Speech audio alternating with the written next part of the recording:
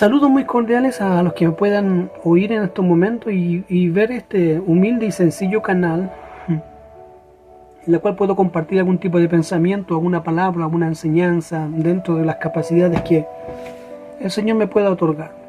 Tengo una inquietud con respecto a un pasaje bíblico y es una historia relatada por Juan en el capítulo 3. Es la entrevista que tiene en una noche Jesús con un fariseo, un sacerdote de la sinagoga llamado Nicodemo. Usted conoce la historia, usted conoce cómo inicia la historia, cómo fue el desarrollo y cuál fue el desenlace. Y hay una palabra ahí que nos llama mucho a todos nos llama la atención, cuando Jesucristo dice: no te maravilles que te diga que es necesario nacer de nuevo. El viento sopla de donde quiere y oye su sonido, mas no sabe de dónde viene ni a dónde va. Así es todo aquel que es nacido del Espíritu. Son palabras que Nicodemo no logró entender. Y tal vez lo entendió con el tiempo. Pero en esa noche no lo logró entender. Incluso cuando estaba conversando con Jesucristo, le dijo: o sea, tengo que nacer de nuevo. Eso quiere decir que yo tengo que meterme en el vientre de mi madre y volver a nacer. Fue curioso su respuesta. Pero tal vez si nosotros hubiésemos estado en el tiempo de Jesús o en el tiempo de Nicodemo, tal vez no hubiese pasado exactamente lo mismo. No hubiésemos entendido. Hoy nos atrevemos a dar alguna interpretación a esto y pretender entender lo que Jesucristo le quiso decir a Nicodemo, porque la revelación es progresiva y a medida que pasan los años hay más revelación.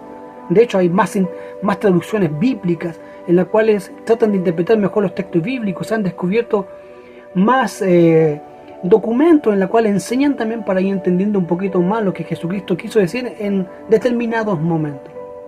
Ahora, yo he escuchado infinidad de interpretaciones con respecto a este texto que es un poco oscuro, ¿ya? Y uno dice: el viento sopla, ¿dónde va? ¿Qué sé yo? Pero el texto es claro, dice: todo aquel que es nacido del Espíritu es como un viento, ¿cierto?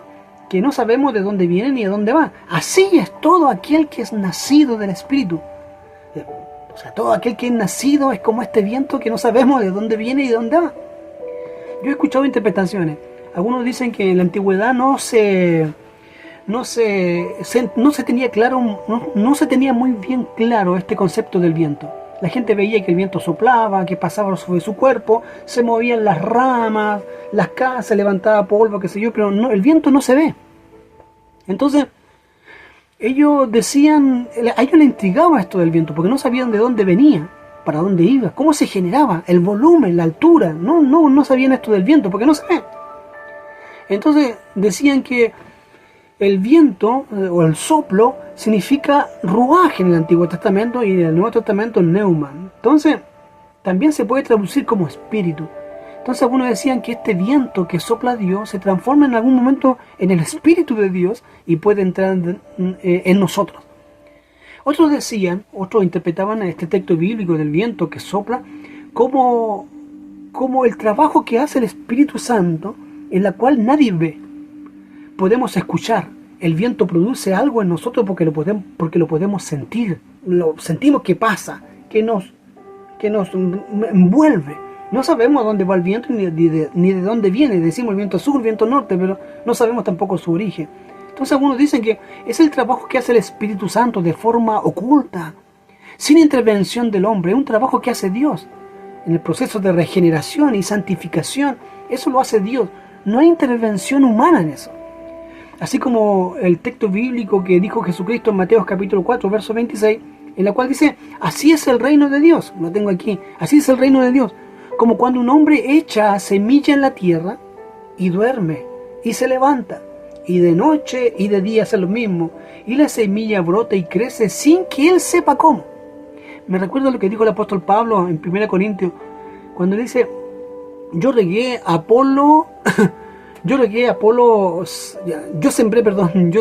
Apolo regó, pero el crecimiento lo da el Señor.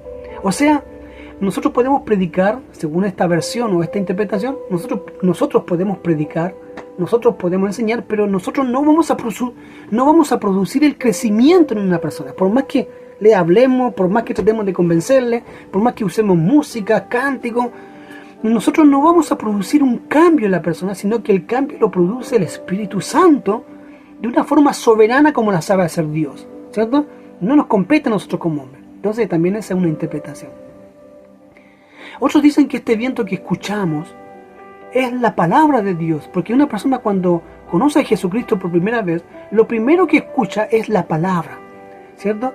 Y es el Espíritu Santo a través de esta palabra que oímos, que no sabemos de dónde viene, pero esta palabra que viene produce en nosotros ese discernimiento, nos lleva a pensar. Él nos convence, Él nos convence de juicio, de justicia y de pecado. O sea, cuando nos habla el Espíritu Santo, viene a nosotros con esa palabra poderosa y nos convence a cada uno de nosotros de justicia, de juicio y de pecado, y nos sentimos compungidos y vamos a la presencia de Dios. Entonces también es una interpretación con respecto a este viento que sopla. Pero bien, y así podemos leer un sinfín número de interpretaciones. Y yo no quiero ser la excepción. También quiero dar una interpretación de lo que yo creo que Jesucristo trató de decirle a Nicodemo y que Nicodemo no logró entender en su totalidad. Veamos un poquito el contexto cercano. Jesucristo fue invitado, en el capítulo 2, Jesucristo fue invitado a unas bodas en Canaán. Y en esa boda de Canaán está su madre, están sus discípulos, están sus amigos y los familiares de Jesús. Y pasa algo curioso, usted conoce la historia igual, no voy a detallar en ello. Pasa algo curioso, que se acaba el vino, ¿cierto? Y habían vasijas de agua. Las vasijas de agua estaban en todas las puertas de las casas de los judíos, o cercanas ahí. Cosa que cuando alguien llegaba a su casa después de un trayecto por esas calles polvorientas, llegaba todo cansado, todo sudado, entonces esa agua permitía la limpieza.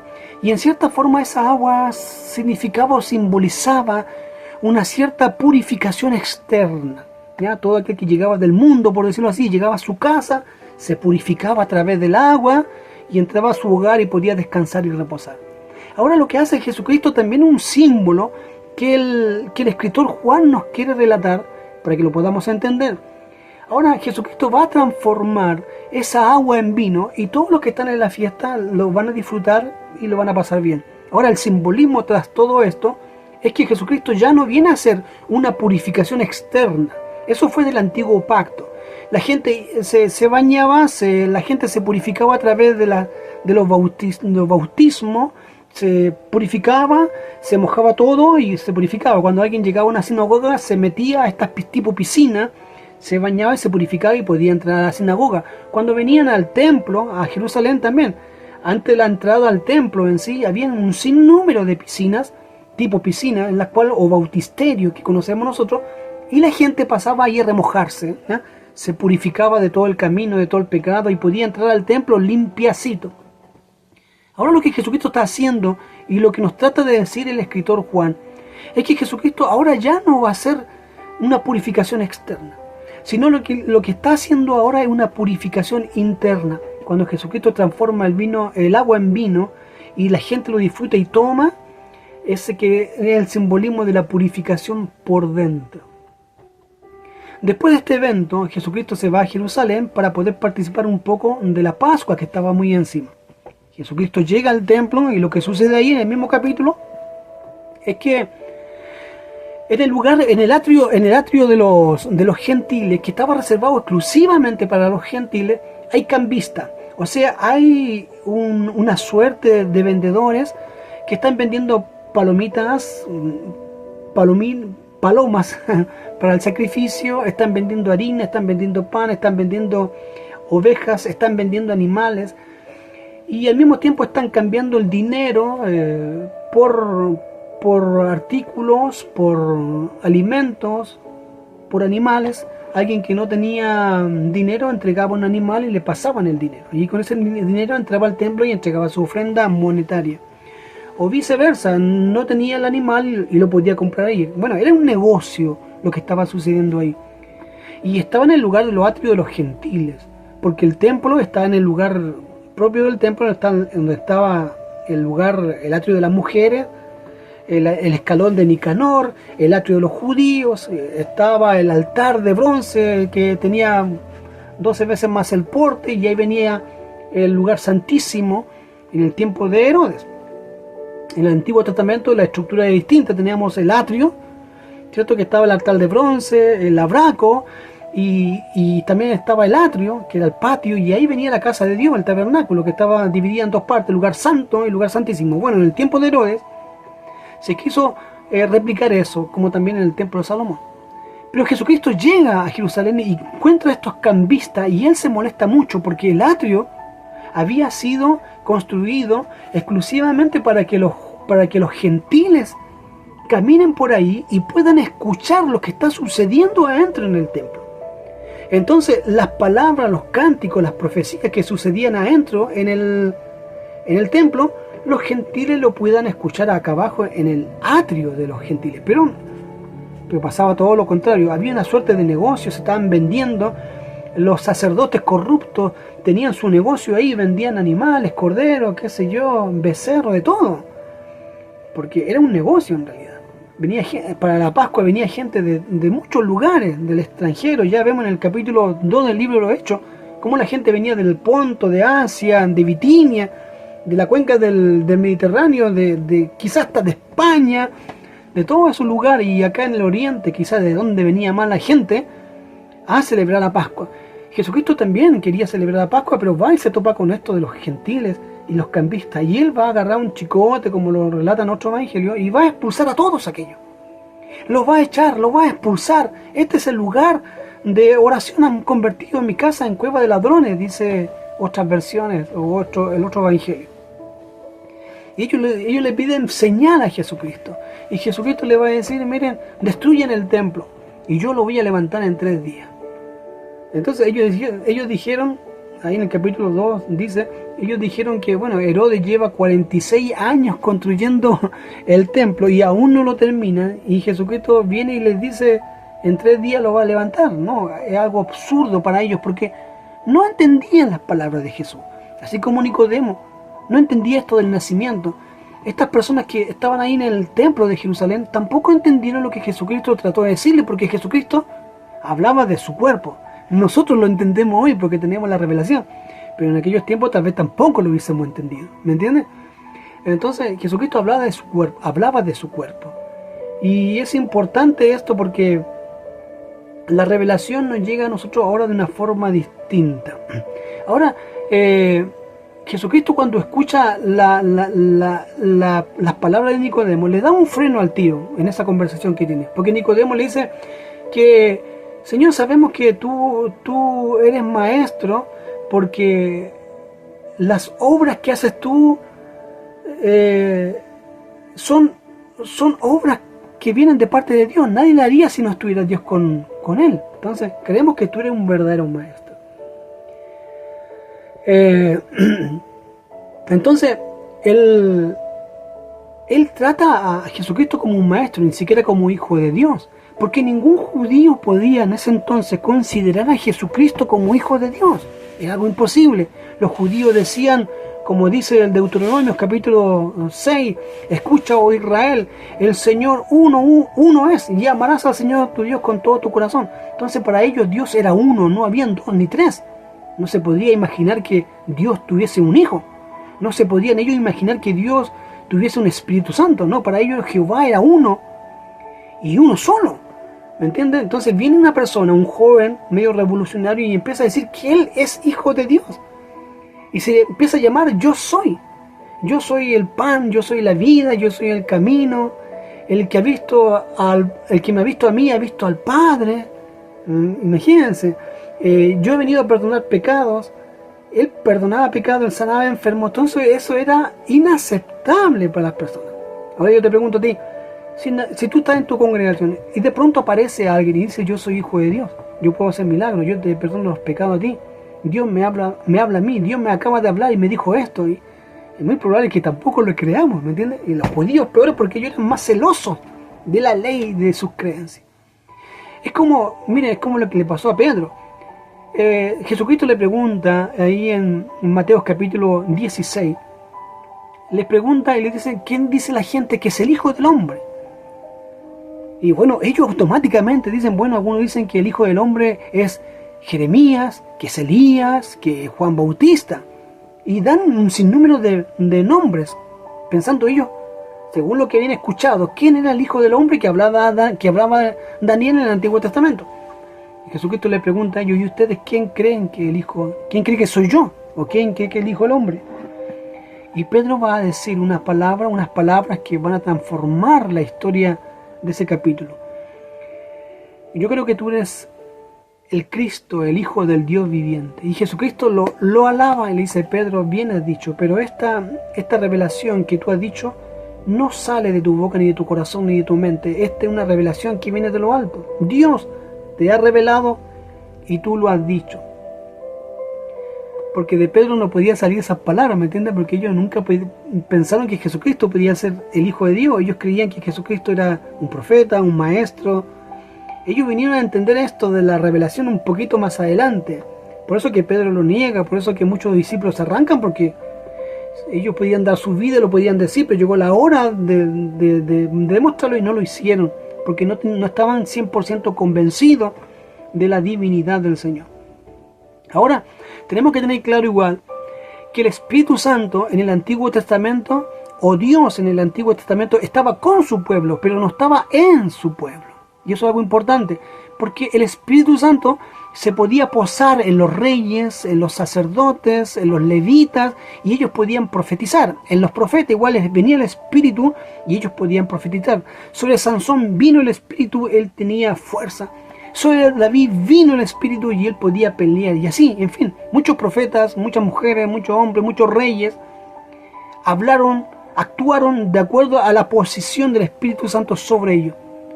Pero en el Nuevo Testamento o en el Nuevo Pacto, ahora el Espíritu Santo no posa en los que creen en Jesucristo, sino que el Espíritu Santo entra en las personas. Es importante. Es Dios que entra en tu cuerpo. Por eso que Él dice que somos templo del Espíritu Santo. Imagínense, Salomón dijo, ni los cielos pueden contener tu gloria. Entonces, ¿cómo nosotros podemos contener la gloria de Dios en este cuerpo material? Si los cielos, que es más grande que nosotros, no puede contener la gloria de Dios, ¿cómo nosotros podemos contener la gloria de Dios? Bueno, es tema para otro momento, pero fuimos creados desde el principio con la capacidad futura, hoy, cuando tú crees, de poder recepcionar al Espíritu Santo y que Dios viva en nosotros. Nosotros vivimos en Dios, nosotros estamos en Dios, hemos sido bendecidos en Dios. Cuando Dios nos mira, no es que nos mire a nosotros, porque somos pecadores, engañadores, mentirosos, blasfemos, y podríamos decir un montón. Somos redimidos, somos pecadores redimidos, pero igual pecamos constantemente. Pero Dios, cuando nos mira, no es que nos mire a nosotros con nuestras debilidades y nuestras injusticias. Él mira a Jesucristo. Por eso nosotros estamos en Jesús. Dios mira a Jesucristo. Por eso que Dios no conoce a nadie que no esté en Jesucristo. Dios no conoce a nadie que no esté en Jesucristo. Me estoy desviando un poquito del tema, pero esto me apasiona. Mire, Dios mira a los que están en Jesucristo. Por eso muchos dijeron, Señor, pero nosotros exhortamos en tu nombre, nosotros sanamos a los enfermos en tu nombre, nosotros hicimos esto en tu nombre. ¿Y qué dice Dios? Nunca os conocí, porque ellos no estaban en Jesucristo. Pero cuando Jesucristo viene, nosotros estamos en Él. Aunque me distraí un poquito del tema, pero igual nos sirve para lo que estamos hablando. Nicodemo no podía entender esto. Él decía, como lo dijo Pedro, como dijeron muchos, mira, tú eres maestro, tú eres un profeta, pero no puedes ser hijo de Dios. Pero bueno, después con el tiempo lograron entenderlo. Jesucristo, para entender las palabras de Jesucristo, nosotros debemos estar en Él. Para poder entender las palabras de Jesucristo, y como bien dijo Jesús, debemos nacer de nuevo y estar en el Espíritu. Es decir, que nosotros nacemos de nuevo y somos nuevas criaturas y estamos en Él y ya pasamos a ser espirituales. La vida en el nuevo pacto, o la vida después de la muerte de Jesucristo, ya no es material, ya no es carnal. Ahora todo es espiritual. En el antiguo pacto, en la antigüedad, todo era material, todo era carnal. Tú ibas al tabernáculo, llevabas un sacrificio, un animal, alimentos y tus pecados serán perdonados. O tenía que hacer un sinfín de obras para que tus pecados sean perdonados. En el nuevo pacto, en la nueva ley de Jesucristo, Él muere por cada uno de nosotros. Por lo tanto, tenemos libre acceso al reino de los cielos. Y Él habita en nosotros.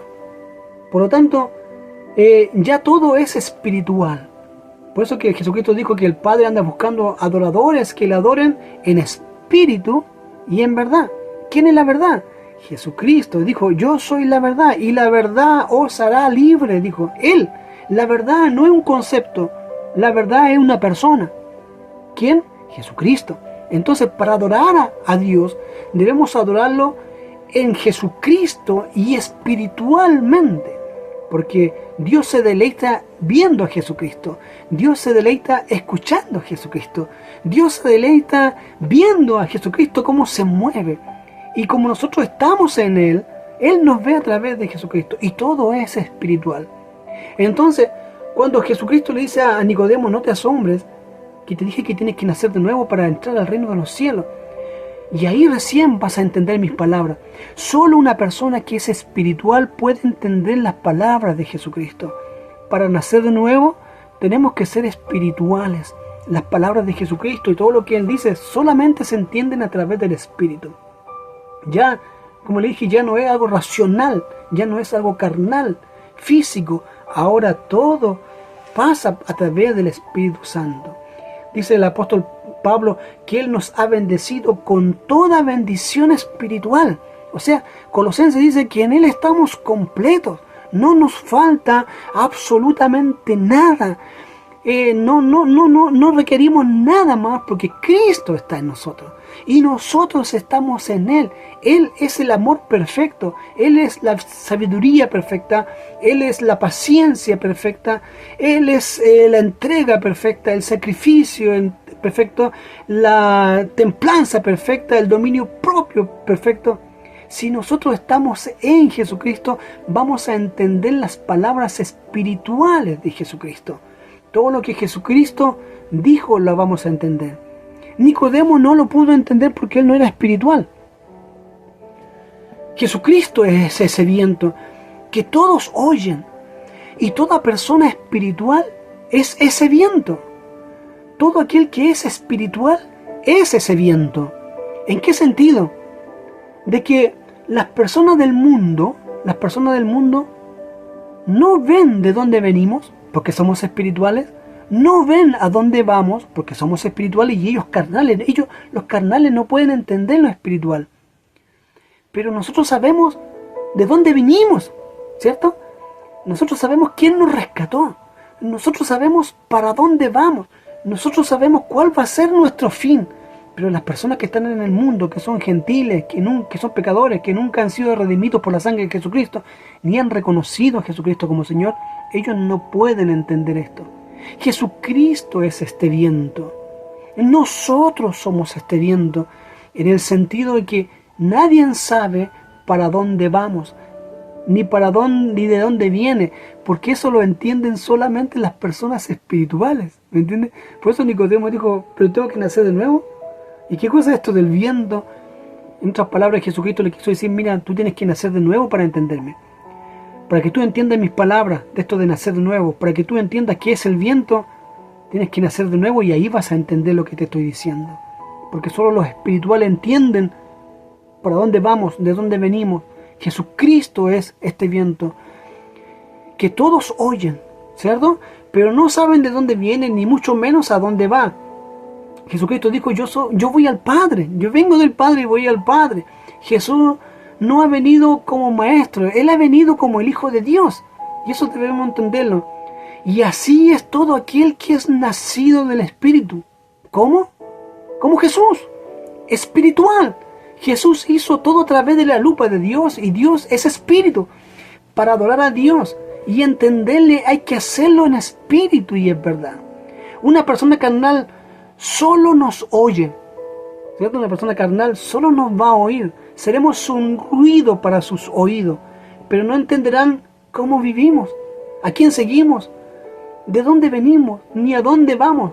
Solo un espiritual puede saber de dónde venimos y a dónde vamos, porque ve todo de forma espiritual, por ende es parte del reino de Dios. Y el verso 3 de Juan capítulo 3 dice: el que no naciere de nuevo no puede ver el reino de Dios. Entonces, solo un espiritual da testimonio, solo un espiritual da testimonio de lo que ha visto y ha creído. Juan lo resume así: el que de arriba viene es sobre todos. El que es de la tierra es terrenal. Es clarito, ¿no? Y cosas terrenales habla. O sea que el carnal va a hablar siempre cosas carnales. El que es terrenal va a hablar siempre cosas carnales. Él vino a hablar de lo que había en el corazón del Padre para que lo podamos entender. Y solamente logramos entenderlo a través del Espíritu. Y cuando el Espíritu habita en ti, es porque hemos sido reconocidos por el Padre, hemos nacido de nuevo y el Espíritu Santo está haciendo una obra. Es por eso que cuando meditamos, cuando oramos, cuando ayunamos, vamos entendiendo más la revelación de Dios. Y es porque el Espíritu va trabajando dentro de nosotros y podemos comprender lo espiritual. Somos personas espirituales, no carnales. Hemos sido bendecidos con toda bendición espiritual en lugares celestiales. No nos falta nada. Lo tenemos todo. Todo lo que está de más es carnal. Todo lo que está en el mundo es carnal. Nosotros somos espirituales y algún día vamos a estar en la presencia de Dios, pero de una forma espiritual. Hermanos queridos, espero que les pueda ser de bendición esta palabra y busquemos al Señor en espíritu y en verdad. Muchas bendiciones.